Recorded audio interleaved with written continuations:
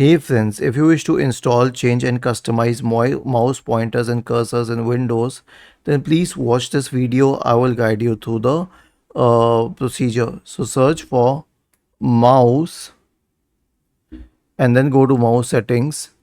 Scroll down and select additional mouse settings. Go to the pointers tab and we have different pointers here. Like I can select this one, this one. So the pointer means the cursor here, okay? Or I can select this one. I can literally select anything. I can select this one.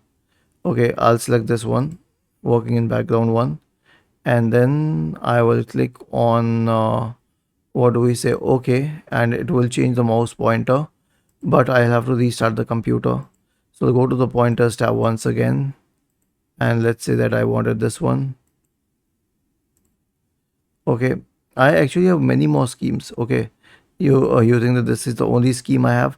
I have the dark scheme as well. So there are countless pointers if you want to try all of these. Okay, just click on apply, then on OK, and see it has become black here. And if I forgot what all changes I made and how to get to the default one, simply click on use default, click on apply, OK, and you're done. Is this helpful?